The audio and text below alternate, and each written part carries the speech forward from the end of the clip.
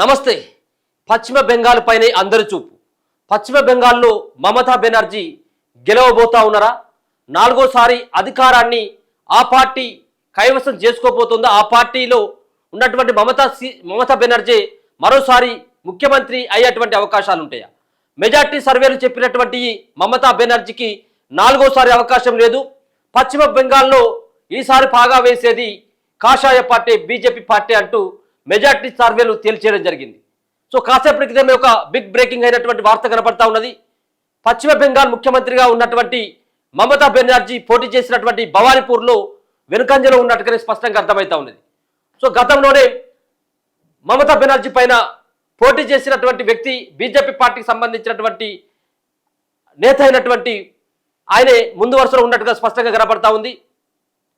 So Suvendu అధికారి ఆయనే మమతా బెనర్జీ పైన మరోసారి భవానీపూర్ నుంచి పోటీ చేయడం జరిగింది. భవానీపూర్లోనే మమతా బెనర్జీ పోటీ చేసినటువంటి నియోజకవర్గంలో ఆయన పోటీ చేయడం జరిగింది. గతంలో నందిగ్రామ్ నుంచి సైతం కూడా మమతా బెనర్జీని 2021లో ఆమె ముఖ్యమంత్రి అయినప్పటికీ సైతం కూడా నందిగ్రామ్లో ఆయన చేతిలో ఓటమి పాలు కావడం జరిగింది. ఈసారి కూడా అదే రిపీట్ కాబోతా ఉన్నదా?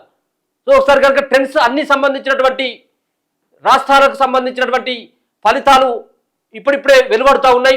పోస్టర్ల బ్యాలెట్ల ఓట్ల లెక్కింపు సైతం కూడా పూర్తిగా అయింది. మరి కాసేపట్లో ఈవీఎంలో ఓట్ల లెక్కింపు ప్రారంభం కాబోతా ఉన్నది. సో ట్రెండ్స్ కనుక చూసినట్టయితే పశ్చిమ బెంగాల్లో సో మొత్తానికి 200 సీట్లు మేము కైవసం చేసుకుంటామన్నటువంటి ధీమాతో మమతా బెనర్జీ ఉంటే, లేదు ఈసారి అధికారాన్ని చేజిక్కించుకొని చరిత్ర సృష్టిస్తామని చెప్పేసి బీజేపీ పార్టీ ప్రకటిస్తూ ఉన్నది.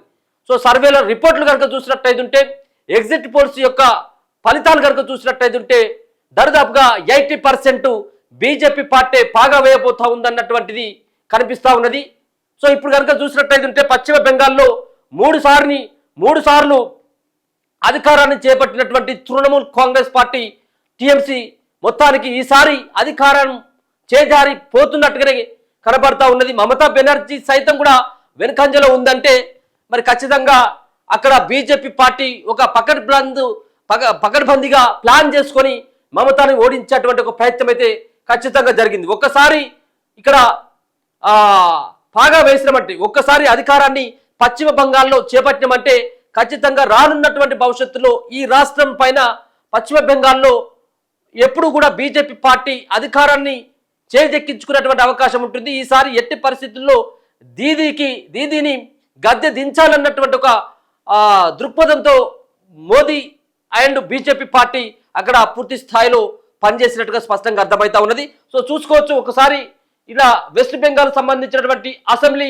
నియోజకవర్గాలు 294 అసెంబ్లీ నియోజకవర్గాలు ఉన్నటువంటి వెస్ట్ బెంగాల్లో మరి వాళ్ళకు రావాల్సినటువంటి మ్యాజిక్ ఫిగర్ 148 సంఖ్య రావాలి. 148 అసెంబ్లీ స్థానాల్లో గెలిచినటువంటి పార్టీ ఆ ముఖ్యమంత్రి పీఠాన్ని కైవసం చేసుకుంటుంది. కొంచెం మొత్తానికి 294 నియోజకవర్గాలకి ఎన్నికలు అయితే ఈరోజు ఒక సంబంధించినటువంటి నియోజకవర్గానికి సంబంధించినటువంటి ఎన్నిక రద్దయిపోయింది. మొత్తం 293 స్థానాలకు సంబంధించినటువంటి జరిగినటువంటి ఎన్నికల్లో మరి ఈ రోజే ఎన్నికల ఫైనల్ రిపోర్ట్ రాబోతా ఉన్నది. మొత్తం యావత్తు వెస్ట్ బెంగాల్ అండ్ తమిళనాడు పైనే అందరి దృష్టి కనిపిస్తూ ఉన్నది. సో చూసుకోవచ్చు, మొత్తానికి పశ్చిమ బెంగాల్ ముఖ్యమంత్రిగా పనిచేసినటువంటి మమతా బెనర్జీ దీదీ వెనుకంజలో ఉన్నట్టుగా స్పష్టంగా అర్థమవుతా ఉంది. చూడాలి లాస్ట్ వరకు ఏ విధంగా ఉంటుంది. ఇప్పుడిప్పుడే ఫలితాలు రివీల్ అవుతా ఉన్నాయి. సో ముందుగా వచ్చినటువంటి రిజల్ట్ ఫైనలే కాదు, ఒక్కొక్కసారి 3 రౌండ్లు 4 రౌండ్లు వెనుకంజలో ఉన్నప్పటికీ కూడా 5వ రౌండ్ నుంచి వాళ్ళు పుంజుకున్నటువంటి అవకాశాలు కనబడ్డాయి.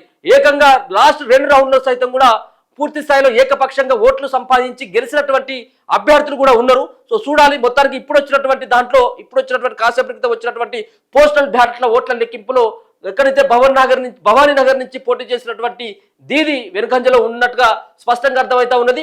అక్కడనే సువేందు అధికారి ఏదైతే ఆమె పైన పోటీ చేసినటువంటి సువేందు అధికారి ఎవరైతే ఉన్నారో, సువేందు అధికారి ఆమె పోటీ చేసినటువంటి నియోజకవర్గంలో అంటే వీళ్ళిద్దరే ప్రత్యర్థులు, ఆయనే లీడ్లో ఉన్నట్టుగా సువేందు అధికారి మరోసారి మమతా బెనర్జీని ఓడగొట్టేటువంటి అవకాశం అయితే కనపడుతుందన్నట్టుగా చాలా మంది అయితే చెప్తా ఉన్నారు. దీనిపైన కూడా జోరుగా బెట్టింగ్లు కూడా కాస్తా ఉన్నారు పందెం రాయిలంతా కూడా. చూద్దాం చివరి వరకు ఏం కాబోతా ఉన్నది. దీది పశ్చిమ బెంగాల్లో పూర్తి స్థాయిలో సీఎం పీఠం కైవసం చేసుకుంటుందా, భవానీ నగర్లో ఆమె పోటీ చేసినటువంటి నియోజకవర్గంలో గెలుస్తుందా లేదనేది కాస్త సస్పెన్స్ అయినటువంటి పరిస్థితే. ఇప్పుడే మనం చెప్పలేం, ఇది ఓరా ఓరి అయినటువంటి నియోజకవర్గం భవానీపూర్.